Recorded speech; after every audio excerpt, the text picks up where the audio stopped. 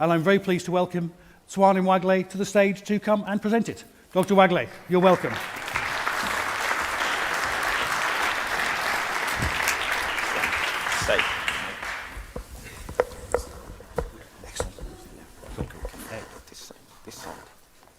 Distinguished ladies and gentlemen, I'm delighted to be here at this very important conference on social progress to talk briefly about Nepal and our achievements. I thank Michael and Hakan and their teams and the mayor and the people of Reykjavik for the warm welcome. For over 20 years, I've been involved in searching for a well-rounded measure of development that goes beyond GDP per capita, or beyond income or output, without that sort of complements income and output, but not negate it, not necessarily negate it.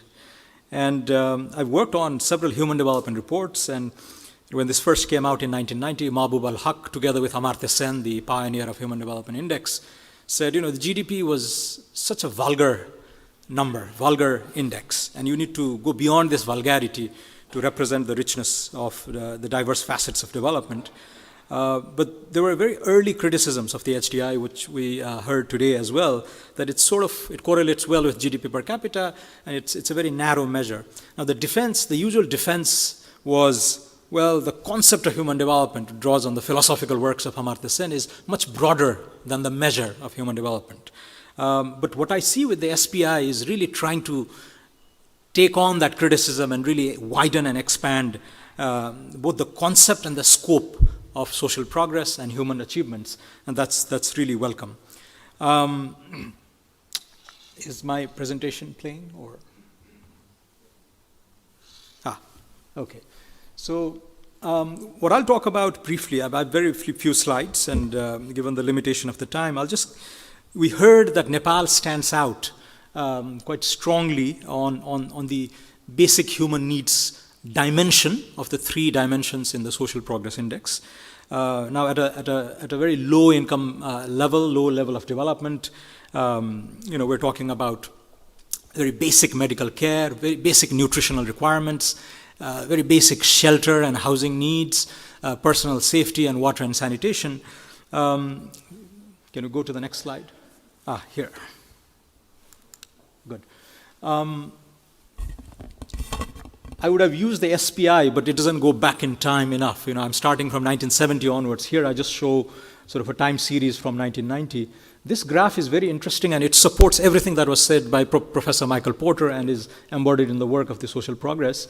So on the x-axis is the Human Development Index in 1990. Human Development Index, as was mentioned, comprises of GDP per capita in PPP, purchasing power parity, a couple of indicators on education, the mean years of schooling and expected years of schooling, and the health is measured with the life expectancy at birth. And on the y-axis is the Human Development Index in 2014.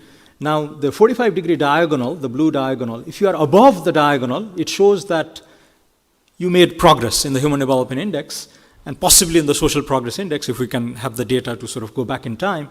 So what is striking about this graph is really that there are a balanced panel of 143 countries. 142 countries in the world actually did better in 2014 than in 1990. So this is consistent with the story we've heard so far.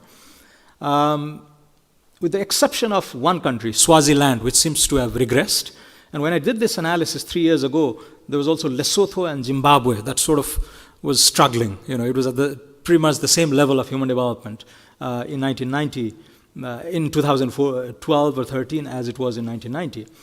But with these 3 exceptions, more than 140 countries did substantially better than where they stood 25 years ago. Now the orange dots are the countries which do exceptionally well even among this group of 140 countries. And this I got from, it's a simple cross-country regression. You do a change, the difference in the logarithmic values of the Human Development Index in 2014 and 1990, regressed on the initial value, and you, depending on the significance level of the residuals, you sort of identify the countries that stand out. And what is striking here is all the countries that have stood out in the SPI are also sort of the ones that stand out here: Rwanda, Uganda, Cambodia, Nepal, at low levels of development. And as you move higher, sort of the lower middle income and upper middle income category, a lot of the Southeast Asian countries, and as you move up, countries like Chile, Singapore, Korea do really well. Now, what this is showing is that almost all countries for which we have data going back in time have done well on a well-rounded measure of development, but some have really stood out. Now, on Nepal's case, so the basic human needs dimension, we do exceedingly well. Everyone, you saw the numbers earlier, and it's also in the brochure that's been handed out. On nutrition, basic medical care, water and sanitation, personal safety, Nepal really stands out. The one component of the dimension on basic human needs where we lag is shelter, and that's largely driven by the lack of electricity. And the irony there is, we're, I think, the second richest country in the world in terms of water resources. Like Iceland, we will soon be able to meet all our energy needs through renewable resources, but because of our complicated relationship with India, a lot of the potential has remained unexploited, and I think the plan going forward is to really exploit our hydro potentials, the Himalayan glaciers and the big rivers, to really convert that into energy and to power everything in Nepal. And that will also move us on this dimension. But what has been stated here is, among low-income countries, relative to peers, we perform, actually we're the best performing low-income country on the nutrition and basic medical needs and personal safety. And this is really striking because Nepal actually is, after Afghanistan, the poorest country in Asia. So, yet we're the best performing country among peers in the whole world when it comes to ensuring basic medical care, ensuring the nutritional needs, piped water access, sort of improved sources of sanitation, and things like that. So this is really the story. Just to support that with a few numbers, on longevity, for example, The Lancet, the very well-known British medical journal, came up with this fascinating global study a year ago. And they said, they put Nepal in the category of just 6 countries which dramatically improved the life expectancy at birth by over 12 years. Now, obviously we know that it's easier to jump from the late 50s to the late 60s, and it's very hard to improve life expectancy from, let's say, 80. If you're already at 80, it's almost impossible to go up to 85 just by pouring in money. But this is sort of the low base effect. But still, Nepal's male life expectancy jumped from 58 years to 69 years in about 2 decades, and the female life expectancy went from 59 to 72 years. And again, for one of the poorest countries in Asia, to have the kind of life expectancy that you would expect in an upper middle or even a high-income country is quite amazing. Same thing with education. Almost universal primary enrollment now. Literacy, average literacy is around 70%, but this is for the entire adult population. But if you look at the younger demographics between 15 and 24 or 15 and 40, it's almost 90, over 90%. So remarkable achievements on the basic indicators of health and education. And there's gender parity in terms of school enrollment. The female girl childs are equally expected, equally likely to attend schools as a male child. You look at the kind of diseases that used to kill the Nepali people 20 years ago. It used to be very basic diseases: diarrhea, pneumonia, tuberculosis. Now we're talking about ischemic heart diseases, chronic obstructive pulmonary disease, and strokes. These are rich country diseases. So there's this fundamental shift going on. And the final point I want to highlight here is also, you could be poor, but you could make dramatic progress on the social political fronts. We just issued a new constitution in Nepal. It took years and years to do it. Still not settled. There are some controversies. But the kind of rights it enshrines in that constitution, the women are guaranteed a 33% political representation in the national parliament now. Something unheard of anywhere else in the world. There is marriage equality for a country at our level of development, talking about marriage equality, same-sex marriages. If you look at our Nepali passports, there's not just a box for male and female, but also a third option for people to choose, tick that box if they so desire. We've abolished death penalty. The reproductive rights for women has been massively expanded. And when the monarchy started to trample with our political rights, we abolished a 250-year-old monarchy in one clean stroke. So in terms of, I think, a lot of the social and the progressive the rights can be pursued even in the absence of a high GDP per capita. And this is what the Nepal story says. Now, let me walk through to directly address why Nepal seems to have done better on the basic human needs dimension of the Social Progress Index.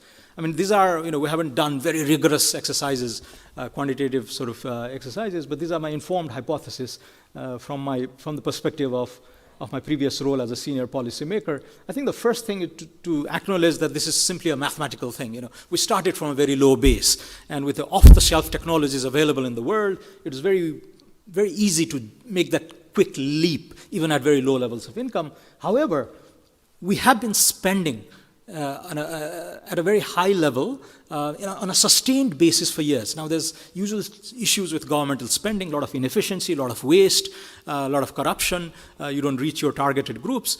But this persistence in allocation and spending in the social priorities is something that stands out in the Nepali data.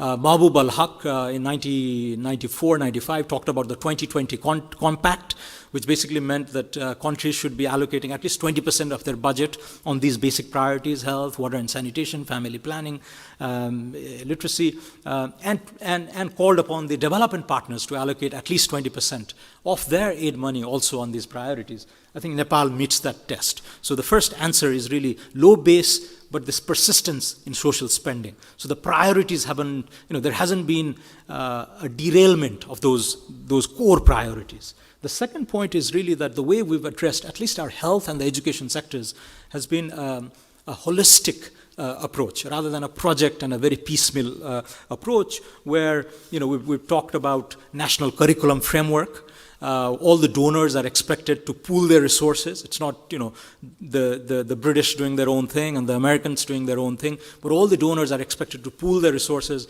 and pursue reforms in these social sectors in a very harmonized manner. And there are, of course, individual incentives. There's scholarships for girls in the deprived communities. Building of toilets, separate toilets for girl students. Again, something that you wouldn't think about in developed countries. You take it for granted. But so much of absenteeism was accounted for by the fact that there were no separate toilets for girls. I think issues like that, midday meals for poor children, poor kids, to tempt them to school and retain their schooling.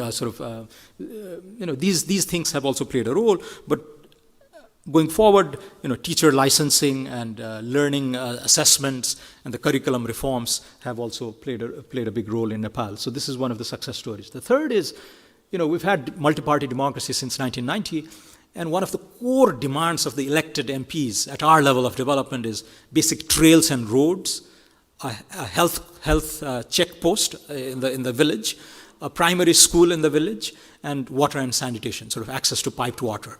And this really is, so you can credit this to the democratic channels at work, that because of the pressures and because of the demands of the popularly elected leaders, this has really translated into a massive physical expansion of the buildings. Now, the quality of the kind of education and the health that is delivered, there's a lot to be improved upon, and I'll touch on that later. But at least, now every child has access to a school, primary school, within 30 minutes of walking distance. So this is something that has happened in the last 20 years. The massive expansion in the physical infrastructure in education and health and roads and water and sanitation. And there's also been a general move towards decentralization. For example, there are now 50,000 female community health volunteers working.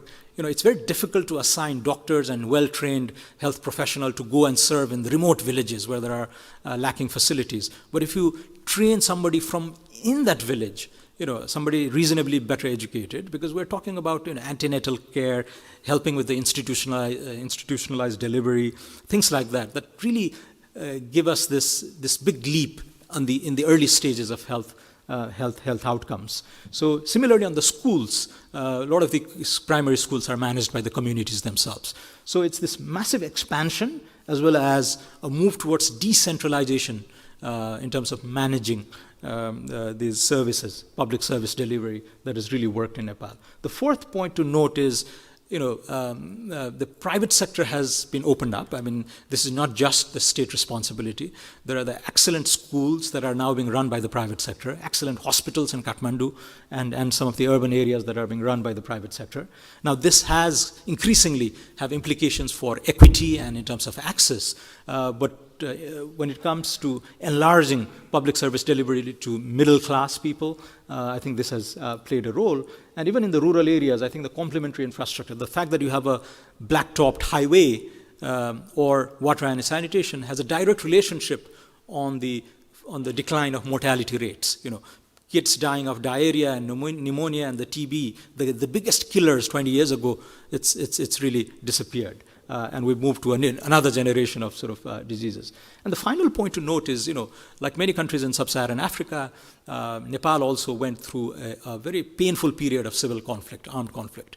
And it could have really set us back development-wise, and it did. If you look at the economic indicators, our growth rate is really stagnant, 2 to 3%, which is not the kind of growth rate that you would expect for a country at our level of development. But since 96 to 2006 was the full-blown armed conflict, and for the last 10 years we've been struggling to bring this to closure in sort of the post-conflict transitional period. So the economy has really suffered, with the lack of investment. Investors are really deterred in a climate of uncertainty and unpredictability.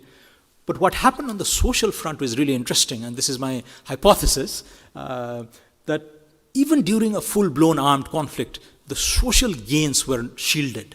In fact, the Maoists, the combatants in the rural villages were actually quite harsh on government employees who were, not delivering, not doing their jobs. So the absenteeism was actually curtailed in the areas where there was the rebels were in charge and in control. So from that perspective, economically, a big setback, but socially, I don't think we were hit that hard even during the period of conflict. And that sort of explains why we're able to sustain many of the gains on the social front. Finally, I think a few issues we need to grapple with going forward.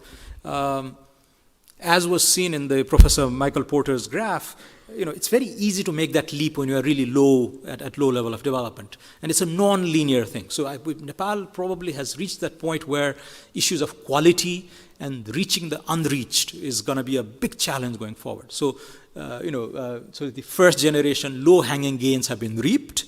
The next challenge, the next stage is going to be even more challenging. It's about widening and deepening reach and quality, and also seeking new ways of delivering public service at a quality that is higher than now. The second issue is some of the same forces that helped us, the democratic practices, the democratic political organization that helped us ensure this wide reach of education and health is also being a problem now, because there's intense unionization.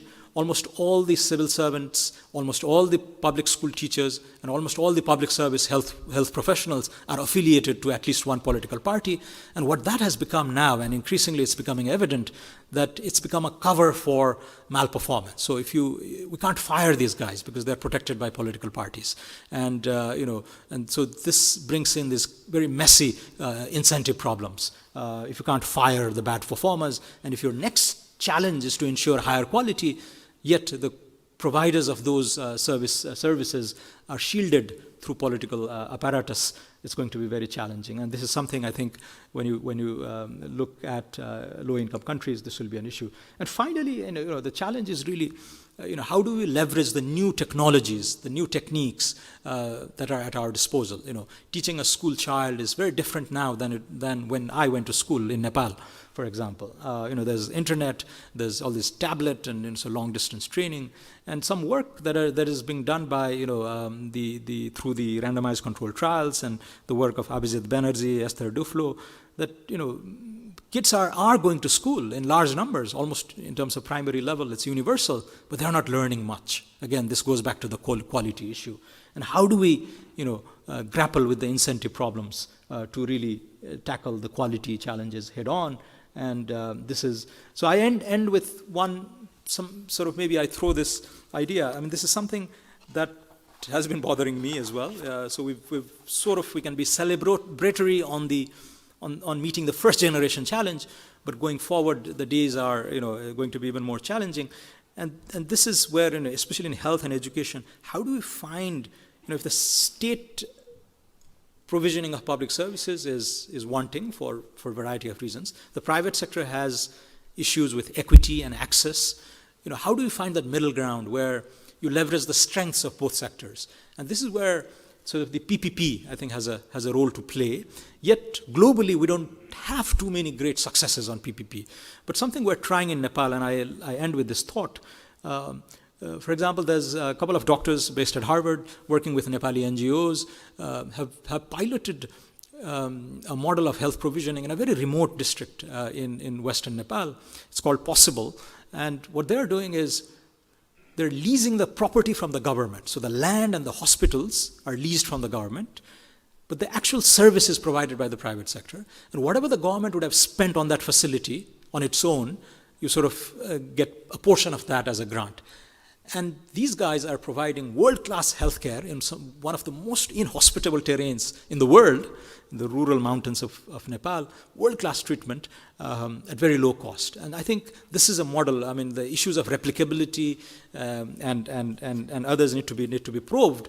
But I think something like this would be one area to sort of explore as we move to the second generation challenges in very low-income countries. Thank you very much.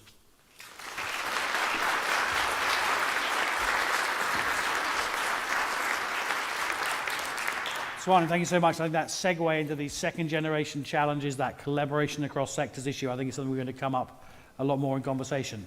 Moving on.